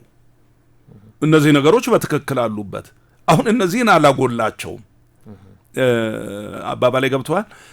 በመሃል ላይ ደግሞ ሌሎች ትንሽ ረገብ የሚያደርጉት ነገሮች ሊኖሩ ይችላሉ። ግን ዋናው ነገር በተሰራበት ጊዜ ተሰርቷልና እንዳለ ሆኖ መቅረብ አለበት ብዬ አስባለሁ። ግን ሲቀርብ ኢትዮጵያ በጣም ትልቅ አገር ናት። ከአንድም ሁለት የባህር በር የነበራት አገር ናት። ስለዚህ አሁን ኦኬ ሁለቱንም የባህር በር አጣች እና እንዳጣች መቅረት አለባት ወይ ነው ጥያቄው። ኖ አገራችን የባህር በር ባለቤት መሆን መቻል አለባት። ግን እንዴት እናምጣው ይሄንን የባህር በር ነው ጥያቄው፣ የፊልሙ ጥያቄ። እና ይሄን መንገድ ብንከተል፣ ይሄን ብናደርግ የሚሉ ነገሮች የምሁራን ውይይቶች፣ ሐሳቦች አሉበት። በዚህ መልኩ ሊሆን ይችላል ተብሎ ጉዞ ይጀመር ነው። ጉዞ ይጀመር። ስለዚህ ጉዞውን የጀመሩትን ሰዎች ደግሞ አንዳንድ ሰዎች አሰናከሏቸው፣ መንገድ ላይ ያስቀሯቸው እና ፊልሙ የሚደመድመው በምንድን ነው? አደራ ነው። አደራ ነው የሚሰጠው። አደራው ለማን ነው? ለሚቀጥለው ትውልድ ለልጁ ነው። አባትየው አደራው ነው የሚሰጠው። በቃ እኛ አደራ በላነን። አደራ በልተን አገሪቱን ባህር በር አልባ አርገናታል፣ ወደብ አልባ አርገናታል። አደራ በልተናል። ማን? እኔ የዛ ዘመን ትውልድ፣ ማን? እኔ የዛን ዘመን ባለስልጣኖች፣ ሁላችን አደራ በላዎች ነን። በቃ ይሄን ነው ያልኩት እኔ። አደራ በልተናል፣ ይሄንን አድርገናል። እናንተ ግን አገራችንን የባህር በር ባለቤት አርጓት። ይሄ ነገር ይረዳችኋል፣ በዚህ ተጠቀሙ ነው ሐሳቡ በጠቅሉና። ግን ልክ ይሄ አጀንዳ ከቅርብ ጊዜ ወዲህ ሲነሳ ፍላጎት አላደረብህም ወይ? የጀመርከው ነገር የለም ማሳየት አለብኝ አላልክም? ጀምሬ ነበረ። ግን አንዳንድ ደግሞ በወቅቱ የነበሩ መልካም ግንኙነቶችን እኔ በዚህ ምክንያት ማበላሸት አልፈልግም። እኔ ሳንቲም አገኛለሁ ብዬ አንዳንድ የተፈጠሩ መልካም ግንኙነቶችን ማበላሸት ለኔ መልካም አልነበረም በወቅቱ። ስለዚህ በተለያየ ጊዜ አስበዋለሁ። እንዴት ነው? መቼ ነው? ወቅት አለው ሁሉም ነገር ወቅት አለው። ስለዚህ ወቅት መጠበቅ የሚባል ነገር የግድ ነው። አይ ቲንክ አሁን ወቅቱ ይመስለኛል ብዬ አስባለሁ። ይሄ የጥላሁን ኦፒኒየን ነው። እና እኔ ወቅቱ ይመስለኛል ማለት አገራችን የባህር በር ያስፈልጋታል የሚል ጥያቄ መቼም እኮ መክኖ አያውቅም። ስለዚህ አሁን በቅርቡ ልታሳየው ትችላለህ ማለት ነው። ጊዜው አሁን ነው ካልክ እንደ እግዚአብሔር ፈቃድ። አዎ በእውነት ጊዜው ነው ለማሳየት ጊዜው ነው። ግን ያው የሰው አመለካከት የተለያየ ነው። አሁን ኢትዮጵያ የባህር በር እንደሚያስፈልጋት በ2000 ዓመተ ምህረት እኔ ይህንን ፊልም ከመስራቴ በፊት በ1997 ምርጫ ይነሳ ነበረ። አንድም የምርጫ መወዳደሪያ ሐሳብ ይሄ ነበረ አይደለም? ያኔም ይነሳ ነበረ። 2000 ላይ ይነሳል። 2000 ላይ ተነስቷል። 2010 ላይ ይነሳል። 2017ም እየተነሳ ነው። የትኛውም ጄነሬሽን ኢትዮጵያ የባህር በር አያስፈልጋትም የሚል የለም። አንዳንዶች ግን ለምን አሁን ታነሳለህ የሚሉ ሰዎች አሉ። እኔ ሰዎች ስላሉኝና ስላላሉኝ አይደለም የማረገውም የማላረገውም። ለኔ በቃ አስፈላጊ ነው አሁን ብዬ ሳምን ለቀዋለሁ። እና ያ ይሄ ነው የሚሆነው። እና እንጂ የትኛውም ኢትዮጵያዊ በጭራሽ ምን ያረግልናል፣ እሱ ቅንጦት ነው፣ ምናምን ላንድ ሎክድ የሆኑ ሀገሮች አሉ አይደለም ወይ የሚሉ ሰዎች አሉ። ግን ላንድ ሎክድ የሆኑት ሀገሮች ራሳቸው በራሳቸው ምርጫ በማጣት እንጂ የባህር በሮች ቢኖሯቸው ብዙ ተጠቃሚዎች አይደሉም ወይ? በልማታቸው ላይ ብዙ ነገር አይፈጥርም ወይ? ትልቅ አገር የመሆናቸውን ኢትዮጵያ ትልቅ አገር ናት ስንል ይሄ ነገር ደግሞ ቢጨመርላት የበለጠ ትልቅ አገር አትሆንም ወይ? እና የባህር በር ዝም ብሎ ሸቀጥ ማራገፊያም ብቻ አይደለም። ሲፖርት ኢዝ አ ሴክሬት፣ የሀገር ሚስጥር ነው። የባህር በር የኢኮኖሚ ዋልታ ነው። ቡና እንደምንለው የኢኮኖሚ ዋልታ ነው። የሀገር የፖለቲካ መጠቀሚያ ነው። የሀገር ሚስጥር ነው። እነዚህን ሁሉ ነገሮች ስለሚይዝ አንድ ሀገር መቼም የባህር በር አያስፈልገውም የሚል ሰው እኔ ትክክል ነው ብዬ አላምንም። ይሄን ነው። እሺ ጥሌ፣ የተወሰኑ ነገሮች ከማስታወቂያ ስራዎች ጋር ደግሞ እናንሳ። በ1980ዎቹ መጨረሻ እንደዚህ ይመስለኛል በቴሌቪዥን ላይ ወይ 80ዎቹ አጋማሽ በቴሌቪዥን ብዙ ማስታወቂያዎችን ትሰራ ነበረ። ከዛ በኋላ ያው በጣም በማስታወቂያው አንዱ ታዋቂ የሆንክበት አንዱ እሱ ይመስለኛል። አሁንስ በማስታወቂያ ስራው ላይ ያለህ ድርሻ ምን ያህል ነው? 1980ዎቹ ግማሽ እና መጨረሻ ሳይሆን 1980ዎቹ መጀመሪያ ላይ። አዎ። እሺ፣ ነበር ያኔ ማስታወቂያ እንደዚህ ማለቴ በቴሌቪዥን ብዙ የሚተላለፍ? በጣም ኦኬ። ወደ አጋማሹ አካባቢ ማለት እንችላለን። 19 ልክ ነህ አም ሶሪ ስፔሻሊ እንደውም 80ዎቹ መጨረሻ ላይ ነው እንዳልከው። ተሳስቻለሁ እኔ ይቅርታ። እና 80ዎቹ መጨረሻና 90ዎቹ መጀመሪያ ላይ እንደውም ቴሌቪዥን ማስታወቂያ ከመብዛቱ የተነሳ በሁለት ሰዓት ዝግጅት ውስጥ 24 ማስታወቂያዎች ብቻ እንዲተላለፉ የሚል መመሪያ የመጣበት ጊዜ እንደነበረ አስታውሳለሁ። ያን ጊዜም እሰራ ነበር ማስታወቂያዎች። አሁንም እሰራለሁ።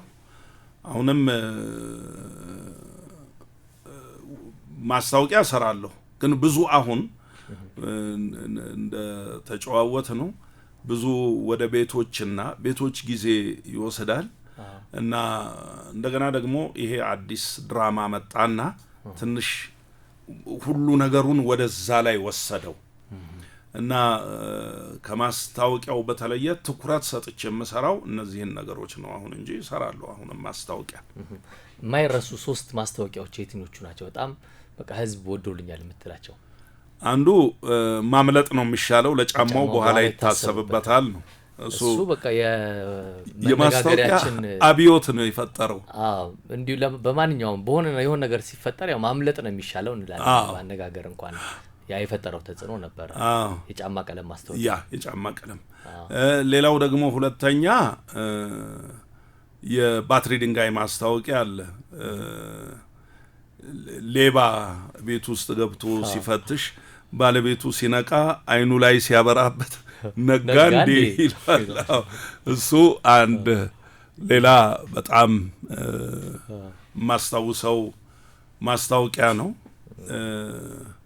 ሌላው ደግሞ እንደዚሁ ሌላውም የጫማ ቀለም ነው በዜማ የተሰራው። እሱም በጣም ያው አንዱን እየገለበጠ ቢሆንም እና ነጋንዴም ማስታውሳለሁ። ነጋንዴም እንደዚሁ ሆኖ ነበር። በቃ ነገር ወይ ጧት ይሆናል ይሆን ነገር ብቻ ነጋንዴ እንላለን በሆነ በጨዋታ መሃል። እንደዛ ነበር ያኔ።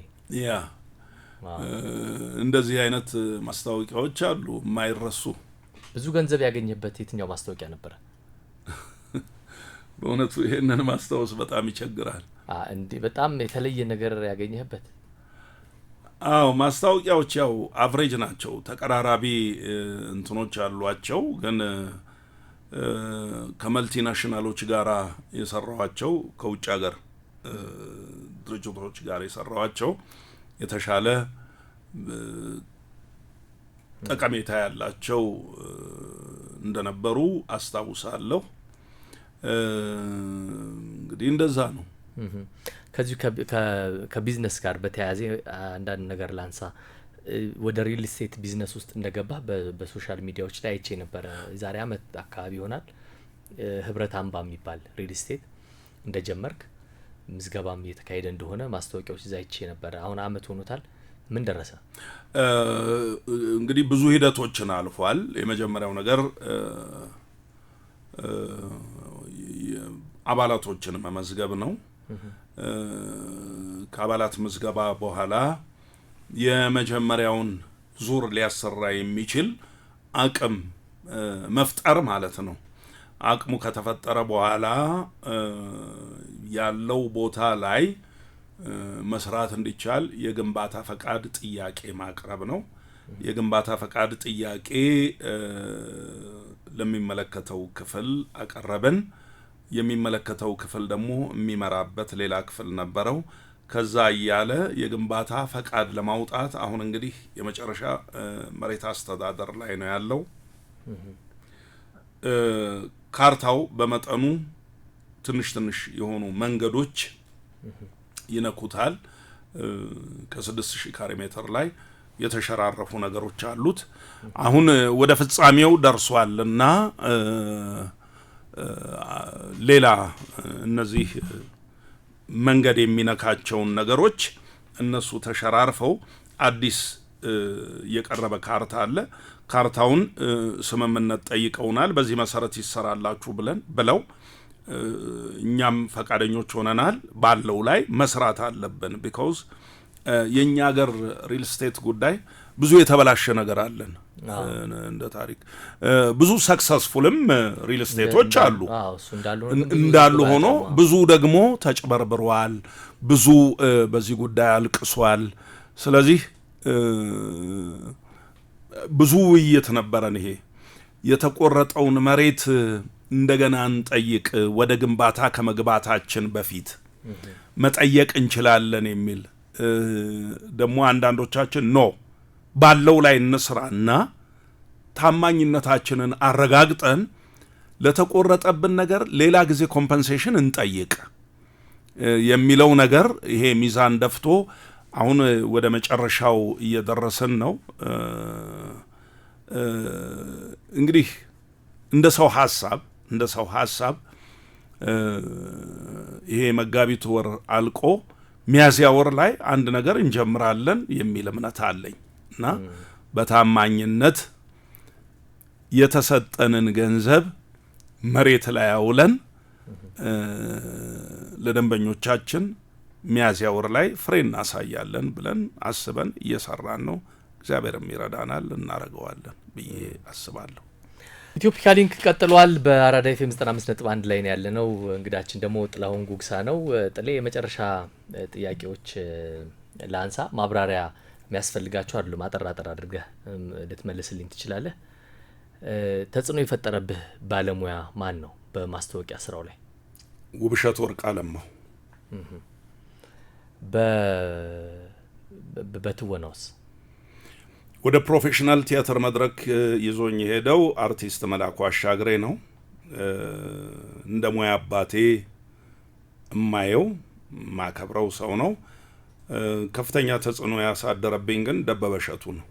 በጣም የምትወዳቸው ሁለት የመድረክ ቲያትሮች አንተ ያያቸው? እኔ ያየሁት ነው እኔ የሰራሁት?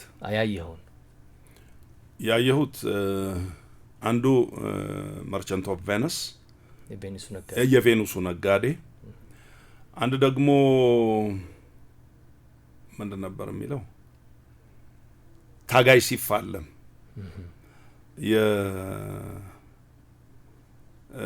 የተስፋዬ አበበ የክብር ዶክተር ተስፋዬ አበበ ድርሰት ሳህሉ አሰፋ አሁን በህይወት የለም ያዘጋጀው ዳይሬክተሩ።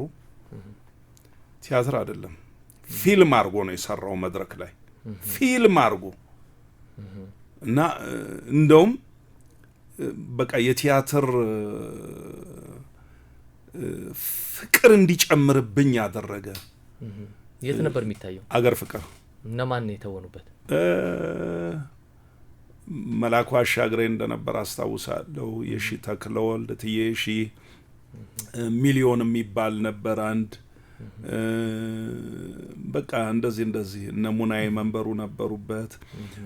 እንደዚህ በጣም አስታውሰዋለሁ እሱን እና የጸጋዬ ገብረመድህን ስራዎች እንደተጠበቁ ሆነው ያ ታጋይ ሲፋለም ከዛ በኋላ አልተሰራም። እንደዚህ በጣም አሪፍ ከሆነ የሚወደድ ከሆነ እንዴት አልተሰራም ብዬ ነው። ያው በዛን ጊዜ ብዙ መዝናኛዎች የሉም።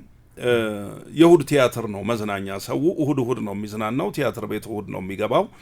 ስለዚህ ቲያትሮች በየጊዜው ይቀያየራሉ እና ደግሞ ቲሙ ነው ትልቁ ነገር፣ ቲሙ ነው የነበረው። ታጋይ ሲፋለም በዛ በደርግ ስርዓት ጊዜ የነበረውን የቀደሙትን የገዢ መደቦችና ታጋዮችን እነዚህ ጭሰኞችን ምኖችን ጭቁኑን ማህበረሰብ ሪፕሬዘንት የሚያደርግ ነው። ስለዚህ ጊዜም ያልፍበታል። ግን እንደዚሁ ዝም ብለህ ስታየው የእውነት ቲያትር አይደለም ፊልም የምታይ ነው የሚመስል። በጣም የተለየ ነው ለኔ። እሺ ማድረግ ፈልገህ ያላደረከው ነገር ምንድነው እስካሁን? እግር ኳስ ተጫዋች ሆኜ በጣም ታዋቂ ተጫዋች መሆን ፈልግ ነበር። ቀሽም ጎልኪፐር መሆን አልቻልኩም። ግን ትጫወት ነበር? ጎልኪፐር ሆኜ ኳስም ተጫውቻለሁ። ያው በልጅነት በክለብ አልገባም። ምን አደርጋለሁ ክለብ ውስጥ ነው እንጃ። ድንገት የሆነ ወይ ቀበሌ ውስጥ እንደዚህ አንዴ በጣም ኳስ መትቻለሁ፣ ግን ፎሪ ወጥቷል ወደ ውጭ። በቃ እሱ ትዝ ይለኛል። ኳሱ እንዴት እንደመታውት የትና የት እንደሄደ በቃ በእግር ኳስ ታሪኬ እሱ ብቻ ነው። አንድ ሾት ነው ያለው። አንድ ሾት ነው ያለኝ። እሺ ሰዎች ብዙ የሚወቅሱህ በምንድን ነው?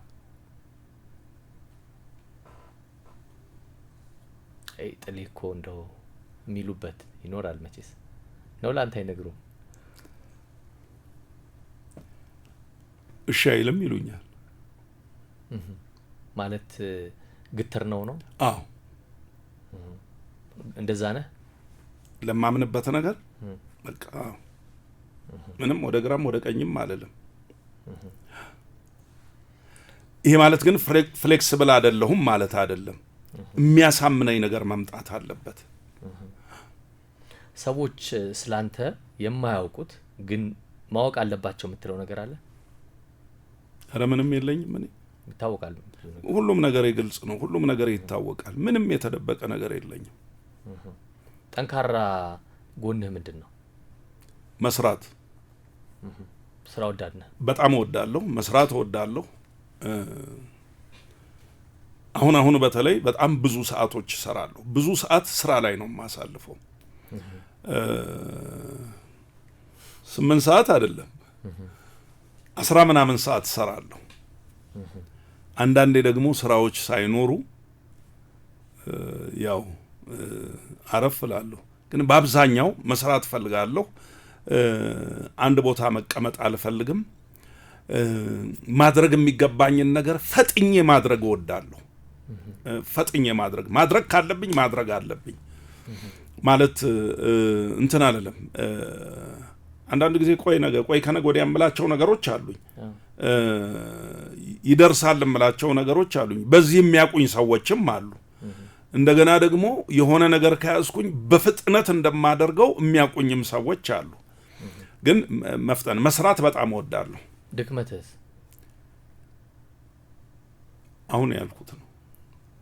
ይደርሳል የምለው ይደርሳል። አንዳንድ ጊዜ ብዙ ነገር የሚያበላሽብኝ ነገር አለ። ይሄ ይደርሳል የሚለው ነገር ብዙ ነገር የሚያበላሽብኝ ነገር አለ። እሱ አንድ ድክመቴ ነው። አንድ መልስ ብቻ ነው የተባልኩት። አንድ ነው የተባልከው። ቅድም አንስተ ነበረ ኑሮህን የተወሰነ አሜሪካ አድርገህ ነበረ። አሁንም እንደዛው ነው ወይስ ጠቅልለህ እዚህ ነው ያለኸው ወይስ ምንድነው ያለህ? እዚህ ነው ያለሁት። ግን አሁንም እዚህም ነው። እዛም መኖር አለብኝ፣ እዚህም መኖር አለብኝ። ግን ህይወቴ ኑሮዬ ብዙ ነገሬ ያለው እዚህ ነው። ብዙ ነገሬ ሁለንተናዬ፣ ሚስቴ፣ ቤተሰቤ፣ ስራዬ ሁሉ ነገር በቃ እዚህ ነው ያለው። ግን እዛም ያው ነዋሪ ነው የምባለውና እንደዚህ ነው ያለሁት። ስለሚስት ካነሳ በሶሻል ሚዲያም ከዚህ በፊትም እንሰማለን። ስለ ባለቤት እስቲ ትንሽ ነገር ንገረን። ዘማሪ ናት፣ የመጽሐፍ ቅዱስ አስተማሪ ናት፣ ሰባኪ ናት፣ ጋዜጠኛ ናት። በዛ መሰለኝ እንትኗ አይ የዚህ ሁሉ ባለቤት ናት። በጣም መልካም ሴት ናት። እግዚአብሔር ይባርካት። አስተዋይ፣ ቁም ነገረኛ። ዛሬ ልደቷ ነው። እንኳን አደረሰሽ ቲጂዬ። በድጋሚ ሃፒ በርዝዴይ። በጣም ደስ ይላል። እኛም መልካም ደስ ከቀናት በኋላ ቢሆንም የሚተላለፈው ቢሆንም ያው ዛሬ መጋቢት 10 ልደቷ ነውና እንኳን አደረሰሽ ብያታለሁ። በጣም አሪፍ። እኛም ብለናል እንደዛ ጥሌ። ካደረካቸው ነገሮች የሚጸጽተ ነገር አለ፣ የሚቆጭህ ነገር አለ? ይሄን ባላደረኩ ኖሮ የምትለው?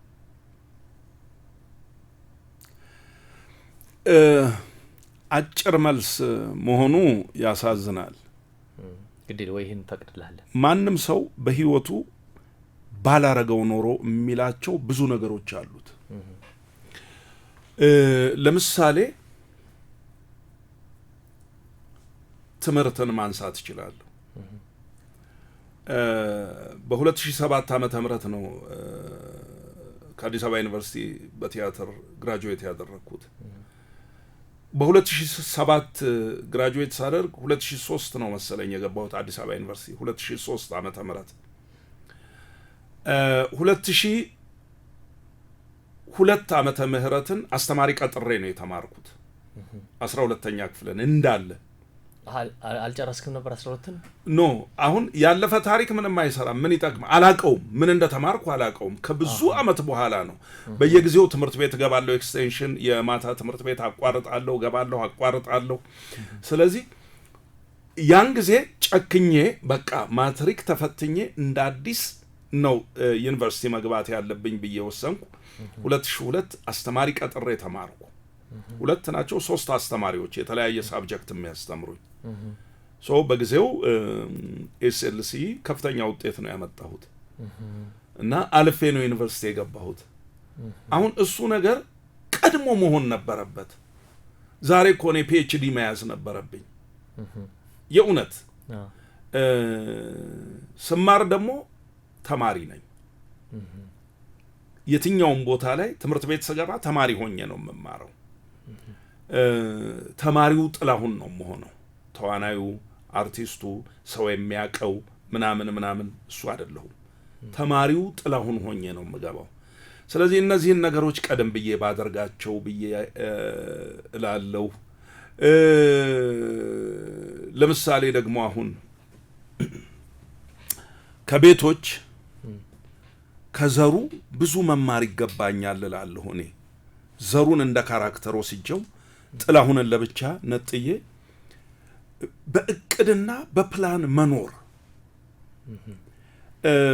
በነገራችን ላይ ቤቶች ሲጀመር ምንድነው ለኢትዮጵያ ሕዝብ የሚሰጠው ነገር ተብሎ ሲታሰብ የዛሬ 14 ዓመት ነው። ለምን ስለ ቁጠባ ባህል አናስተምርበትም?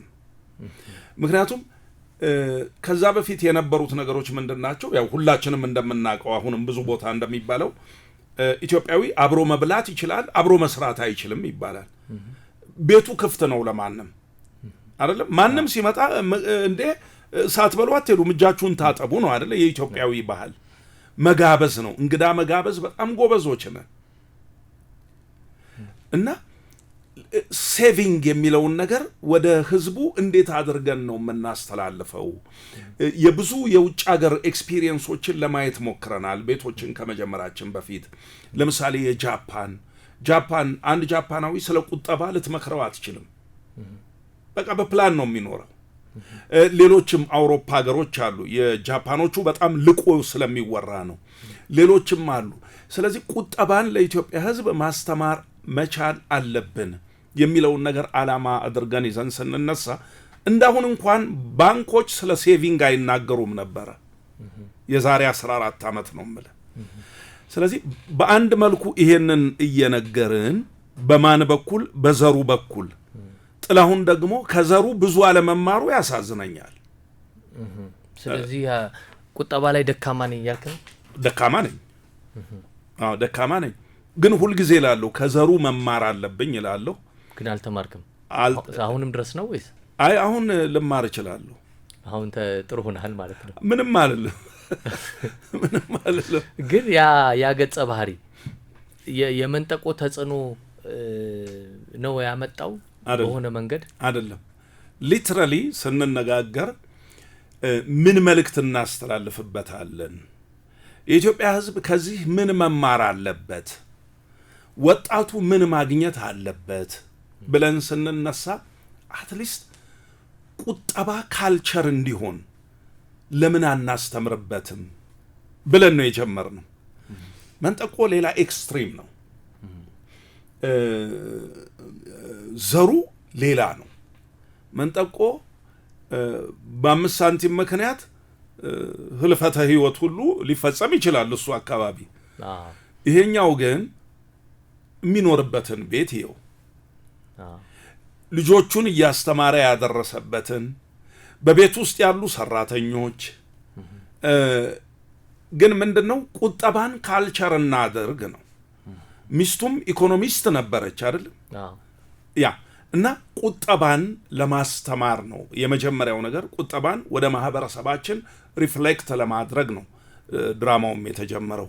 ግን ምንድነው ብዙ ጊዜ ሰዎች መንጠቆንም ጥላሁን ስለሰራው እና ብሬክአውት ስላደረገ ይሄም ዘሩም እንደዛው ሆኖ ደግሞ ጥላሁን ስለሰራው እሱም እንደዛ የታወቀ ስለሆነ ሊያመሳስሉት ይችላሉ። ግን በሁለቱ ገጸ ባህሪያት መካከል በጣም ሩቅ ልዩነት አለ። ሩቅ። ስለዚህ የሚቆጭህ ቀድመህ አለመማርህና ገንዘብ ቆጣቢ አለመሆንህ ቀድመህ።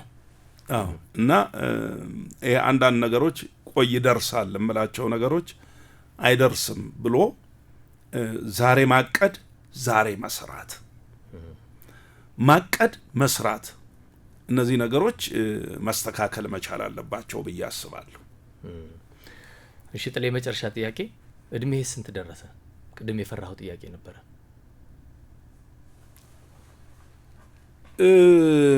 ከባድ ነው። በሰባና በ80 ነው። በ65 ዓመት መካከል ነው ያለሁት። ስለዚህ ወደ 70 ይጠጋል፣ ወደ 65 እንደፈለክ አድርገው አንተ። ይሄንን ላንተ አሳይመንት ብሰጥህስ አንተ ተፈላስፈህ ድረስበት። ተመልካችም የሚለውን ይበል። በ70ና በ65 መሃል ነኝ። እንደ ሁሉንም ነገር ሙጥጥ አድርጎ መሄድስ ደግ ነው ወይ? እሺ በጣም ጥሩ። ይሄን እንግዲህ እወጣለሁ። የኔ ቤት ስራ መልካም ነው። በጣም እናመሰግናለን። ጥላሁን ጉግሳ በጣም ተወዳጅ የኪነ ጥበብ ሰው ነው። ተዋናይ፣ ፕሮዲውሰር፣ ጸሐፊ፣ ዳይሬክተር፣ የማስታወቂያ ባለሙያ፣ ብዙ ሙያዎች ያሉት ሰው ነው።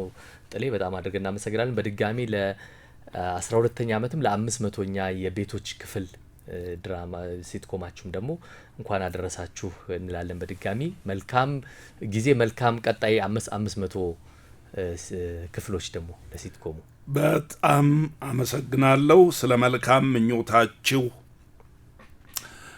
ስላሳያችሁኝ በጎ ነገር፣ ስለ ፍቅራችሁ 500ኛ ክፍል መድረሱ 12 ዓመት መቆየቱን ቫሊዩ አርጋችሁ ጠርታችሁ ጋብዛችሁ ስላናገራችሁኝ፣ ስለሰጣችሁኝ ፍቅር፣ ስለሰጣችሁኝ ክብር በድጋሚ እኔም አመሰግናለሁ። እግዚአብሔር ይስጥልኝ። Ethiopic calling.